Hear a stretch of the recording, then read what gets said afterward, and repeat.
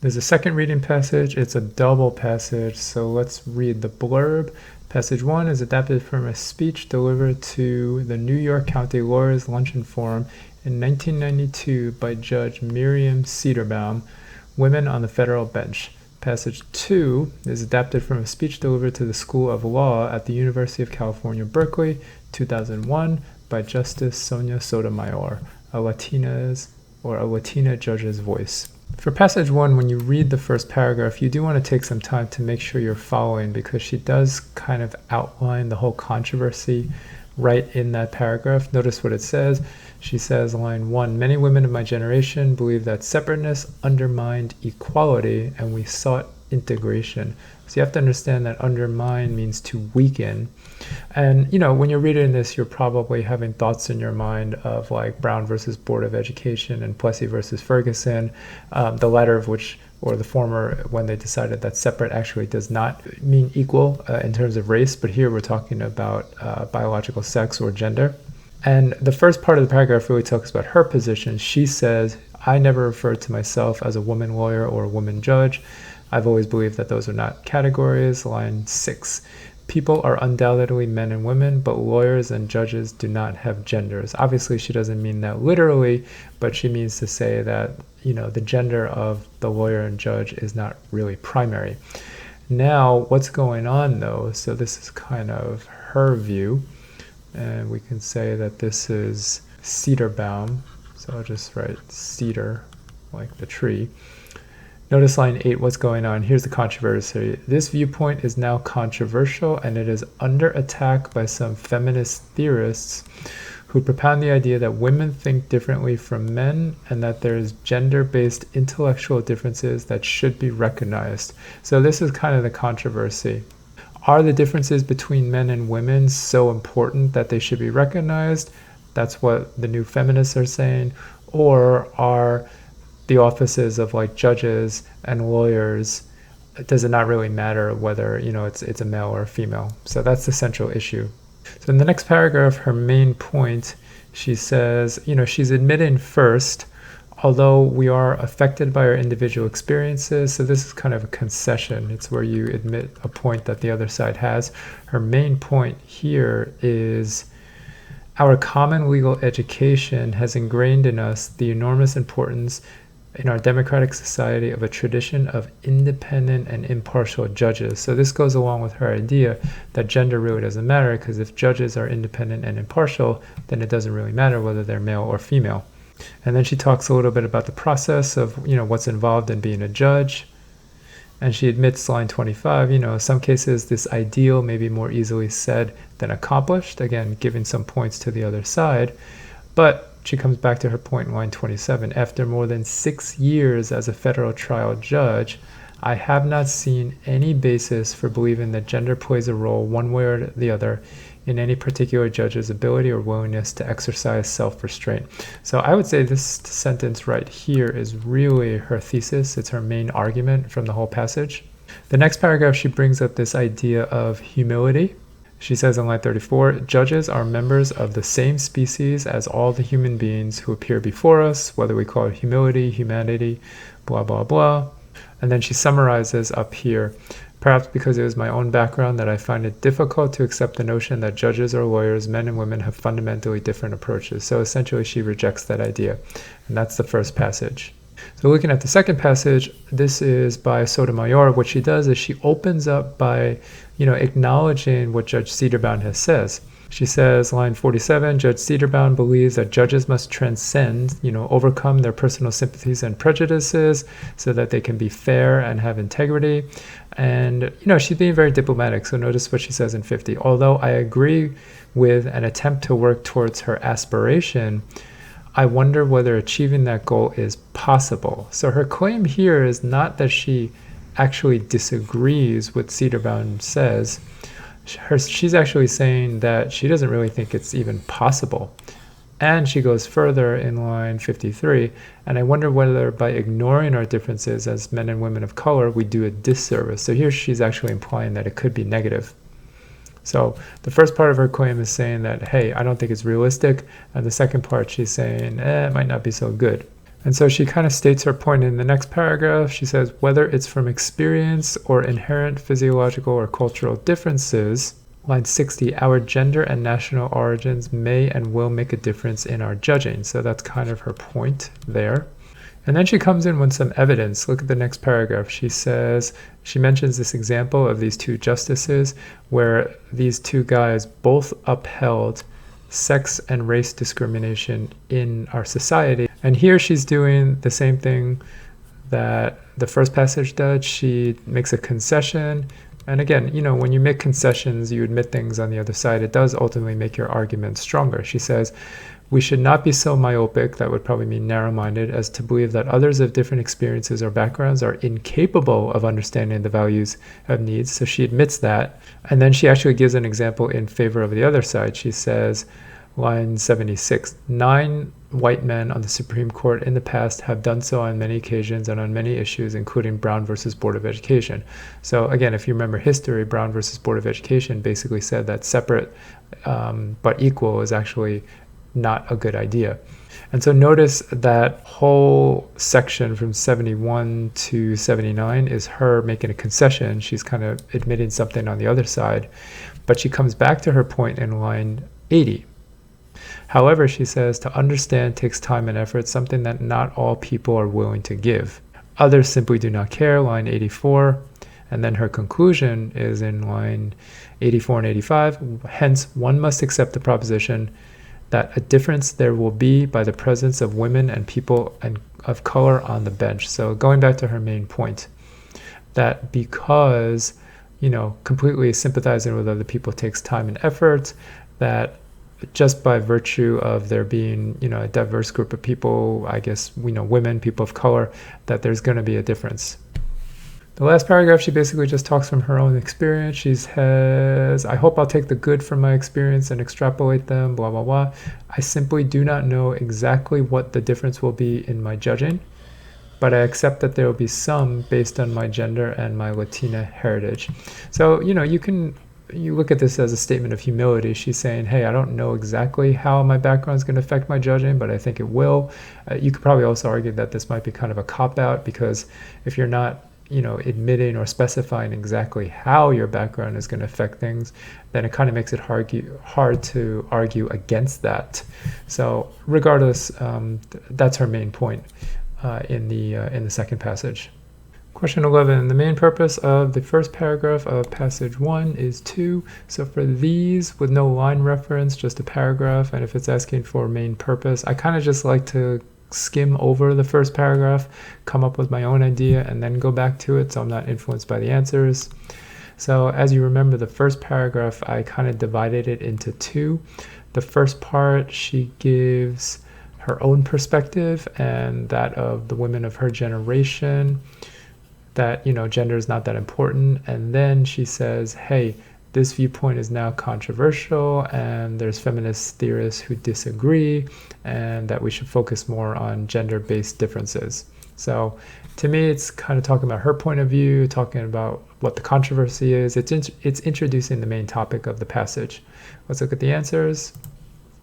A, place Cedarbaum's point of view in a particular cultural context.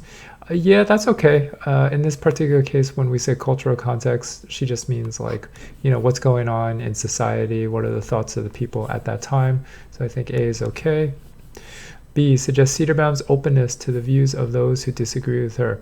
There's really nothing in that paragraph that talked about her reaction to the views of those who disagreed with her, whether she's open to that or whether she's dismissive of it. So this is going a little bit too far, at least for the first paragraph.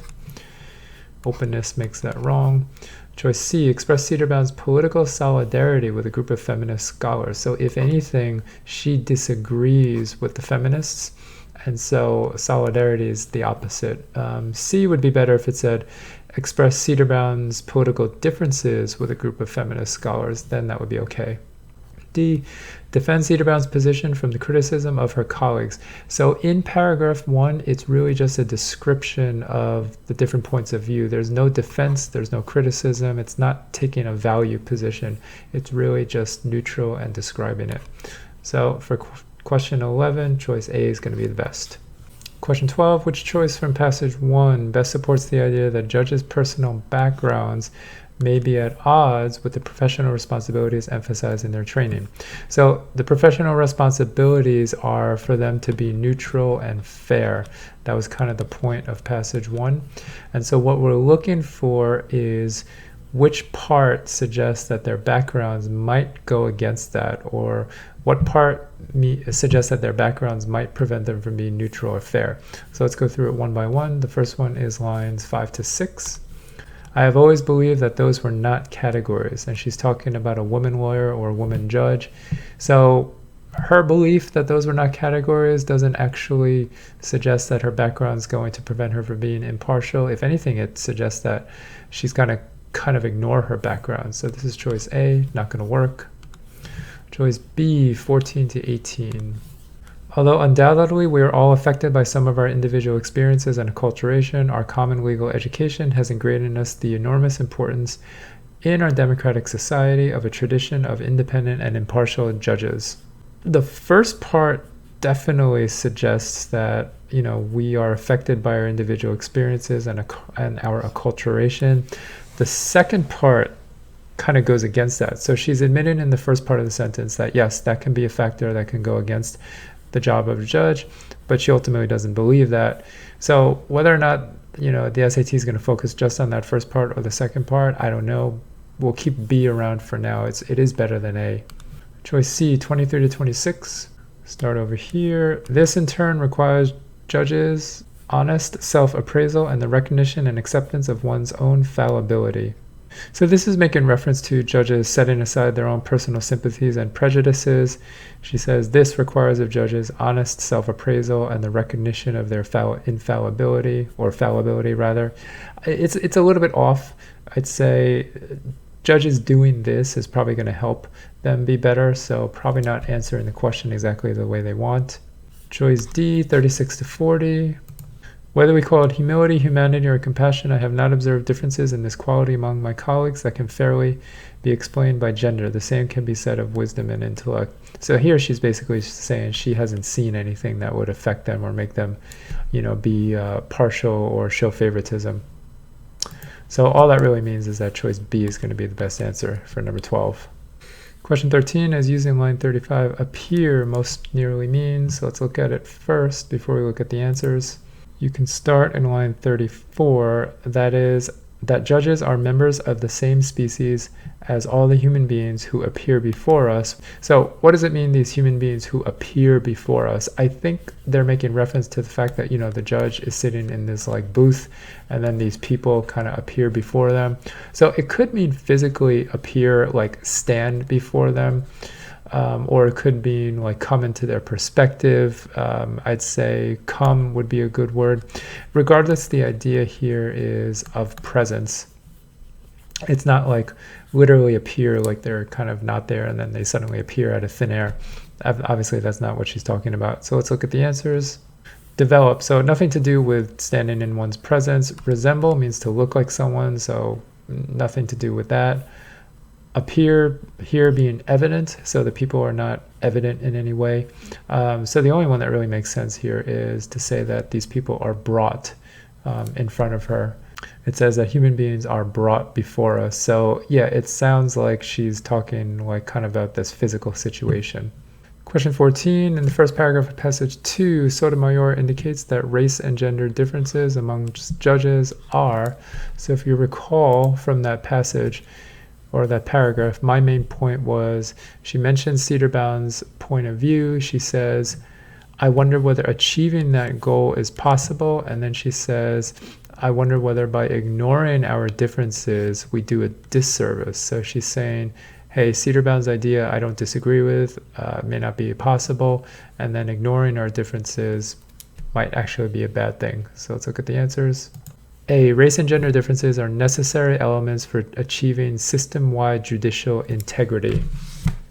I don't think she goes that far when it says achieving system-wide judicial integrity. The only thing she's really saying is if we ignore our differences, we're doing a disservice to the law and society. A seems to be going a little far. We'll keep it around, but there's probably something better. B, those differences inevitably problematic for people who dismiss their importance. So she doesn't really say anywhere that these things are going to become a problem for people who ignore them. So that's not there. Choice B is out. Choice C, the differences are ultimately damaging to impartial analysis. See, that's kind of interesting, right? Because she says the differences are important throughout the whole passage. She does acknowledge them, and she's not really saying that the differences are bad. She's actually saying the differences are good in the whole paragraph. You could argue that maybe Cedarbound would go with choice C a little bit better. Regardless, it's not in that paragraph. Choice D, possibly beneficial to the public at large. So yeah, that one seems to be most in line with this very last line where she says, if we ignore our differences, we do a disservice to the law and society. So another way to say that is, hey, let's pay attention to them, and there could be something good or beneficial that comes out of that. So D is basically restating that last sentence there. Question 15, line 83, simply most nearly means. Line 83, start here. Others simply do not care. So this is kind of a very common use of the word simply. Obviously, we're not talking about simple in terms of simple versus difficult. When she says others simply do not care, in my mind, it's like others basically don't care. She's saying something as a matter of fact. So that was my guess word, although I think basically is still used in somewhat of an idiomatic sense. Let's see what they say. Others modestly don't care. Modestly is the opposite of, it means humble, not bragging. That doesn't really make sense. Others easily don't care. That one's okay. It's a little bit weird. What does it mean to say easily don't care? C, others frankly. Yeah, frankly means like basically honestly or truthfully. That's generally what frankly means. So that would go along better in this case. So it'd be like saying others in truth don't care. Choice D, barely. What does it mean to say they barely don't care? Barely means like hardly or almost. I'm also not really sure what it means to say they barely don't care. So for this particular choice, frankly, is the best because it's closest to saying like they basically don't care. Like in truth, they don't care. And that's kind of the meaning of frankly. 16, in the context of Sotomayor's speech, the sentences in lines 88 to 93 serve mainly two, so let's look at it first. So this is the whole last paragraph. Now remember what I said. She says, my hope is that I'll take the good from my experiences and extrapolate them into areas with which I'm unfamiliar. I simply do not know exactly what the difference will be in my judging, but I accept that there will be some based on my gender and my heritage. So she's basically talking about like, hey, in the future, I hope that my differences are going to be turned into something good, and I know that they're going to affect me. So it's kind of a way to close off her speech. Like I said before, it could be a way for her to be humble because she's saying, hey, I can't exactly say what the differences are, but I know that they're there, and I hope they'll be good, so we should acknowledge them. So it kind of backs up her main point. So let's see what the answers say. A, qualify the evidence in the passage with a new consideration. So when you qualify something, don't think qualification like qualified to get a job. Think like modification. Or if you qualify your argument, you're kind of making it less strong by introducing some point. So does that paragraph qualify the evidence with a new consideration? Maybe if you're considering that the qualification is that she doesn't know what the differences are, I think there would be something a little bit better, because a true qualification would be saying, hey, my argument is kind of limited in some respect. Choice B, cast the main argument of the passage in a personal light. So this seems like a much better answer because she is reiterating her point that, hey, there are differences caused by my gender and my heritage, and now she's being personal about it. So I think B is better than A. Choice C, offer a note of ambivalence about the implications. Ambivalence means that you have contradictory feelings. It's different from indifference. So there's really no sense of ambivalence in that paragraph, that she feels two conflicting emotions about something. Choice D, summarize the nature of the life experiences outlined in the passage. I don't even know what this is talking about. The life experiences, is she talking about the other judges? Or, yeah, D, I'm not really sure. It doesn't really make a lot of sense to me. If you guys know what D is talking about, feel free to comment. So I'm going to go with B because I think it's better than A. Question 17, which choice best describes the relationship between the two passages? We probably don't need to go over these again. I mean, in general, obviously, Cedarbaum says, these differences don't matter. Sotomayor says they do matter. They kind of disagree in a respectful way. Let's read it. Passage 2 demonstrates the logical inconsistencies of the arguments in passage 1.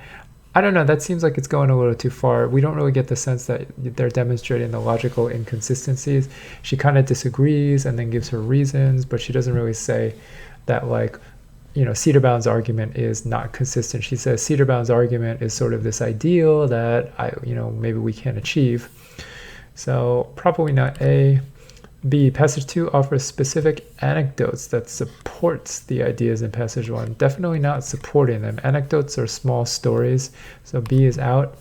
Passage 2 responds directly to the claims put forth in passage 1. So yeah, I think that's true because she does quote Cedarbaum a number of times. So I think C is definitely better than A. D. Passage 2 provides theoretical justification for the passage, for the discussion in passage 1. Again, passage 2 does not justify passage 1. That would make it sound like passage 2 is agreeing with passage 1. So D is definitely out. You probably should have been debating between A and C, and I think C is the better answer. Question 18, how do the two passages differ in the attitudes of each author toward the personal views of judges? So again, this is an overall passage type question. Remember, Cedarbaum basically says judges need to overcome their personal views, or they need to not let their personal views get in the way. Sotomayor, probably, I'm guessing the answer is going to say their personal views are informed by their background, and that might be valuable. Cedarbaum believes that personal views shape judicial decisions, whereas Sotomayor considers personal views to be less relevant than other factors. So I think that's kind of the opposite. If anything, I would reverse Cedarbaum and Sotomayor. Choice B, Cedarbaum argues that judges must strive to overcome personal views. I like that. Whereas Sotomayor suggests that personal views are a potentially helpful tool. I like that also from the questions that we did and the parts that we reviewed. B sounds like it'll work. C, Cedarbaum implies that personal views slow the judicial process. That's okay. Sotomayor contends that understanding one's personal views is an important part of the law. So I think this is kind of in the ballpark. Understanding personal views is an important part of the law. It's a little bit off. If you compare C and B, I do think B is a little closer to what the passage is saying. I don't think passage 1 goes specific enough to say that the personal views slow down the judicial process. That would be my issue with C. And for the second part, understanding one's personal views is an important part of the law. She doesn't really say that, understanding your views is a part of the law. It's more like your views can help, but she doesn't really say how. So all that is to say is C kind of sounds like in the ballpark, but I don't think it's as close to the passage as what they're saying as B. D. Cedarbaum asserts that personal views are widely considered to be irrelevant in modern society. I don't know, because she's talking about these feminists who disagree, whereas Sotomayor assumes that personal views are characteristic of human nature.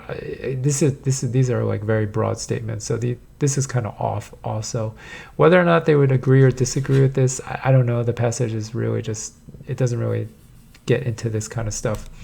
So all that means is that B is going to be the best answer.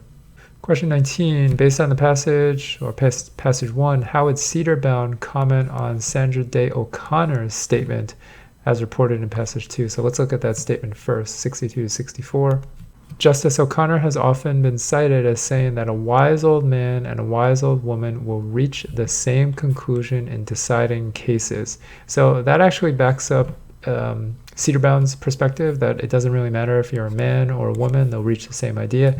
And notice that Sotomayor says, I'm not so sure that I disagree. So we know that Cedarbaum would agree or think it's reasonable. So let's read it before we look at the evidence. She would agree with the statement because she believes that gender does not serve a genuinely important purpose in judicial analysis. It is kind of a strong statement, does not serve a genuinely important purpose, but I think it's okay, so we'll keep that for now. B, she would agree with the statement because she believes that older judges have more experience on which to draw than younger judges. So she doesn't actually talk about older versus younger. She might have that opinion in real life, but it's not mentioned in the passage, so B is going to be out. She would disagree with the statement because she believes that gender is a bias that the best judges eventually learn to suppress in their work. So notice like how you might get confused, right? I do think she would agree that gender is a bias that judges learn to suppress, maybe, but I don't think she would disagree with the statement. So here, the disagree part makes it wrong. D, she would disagree with the statement because she believes judges in the past did not recognize that personal opinions can harm the judicial process. I don't know. She doesn't really talk about the past that much. Also, I don't think she would disagree. So all that means in my mind, A seems like the best answer. So let's look for evidence that she's going to agree with Sandra Day O'Connor's statement that two old judges, male and female, will come to the same conclusion. Choice A, lines 1 to 3. So I tried to clean this up a bit. This is choice A. Many women in my generation believe that separateness undermined equality, and we sought integration. Does this prove that she would agree with O'Connor's statement all the way down here? I don't know. Seems kind of unrelated. Let's look at the other choices. B, 26 to 30. Start over here. But after more than 6 years as a federal judge, I have not seen any basis for believing that gender plays a role one way or another in any particular judge's ability or willingness to exercise self-restraint. So yeah, that does seem like directly confirming what Sandra Day O'Connor is saying. So we'll keep B. That's probably going to be the answer. Choice C, 31 to 34. I also believe that a good judge should recognize as to all litigants, but especially as to criminal defendants, that there but for the grace of God go I. That is, judges are members of the same species. So this is her statement of humility. Again, doesn't really back up the idea that men and women would make the same decisions. So C is kind of off. D, 34 to 35. Keep reading. That is, judges are members of the same species. We're all human beings who appear before us. So again, she's saying we're all the same. Doesn't really back up the idea that men and women would make the same case that O'Connor is saying up there. So all that means is that for 20, B is the best choice, and I'll stick with A like we said originally.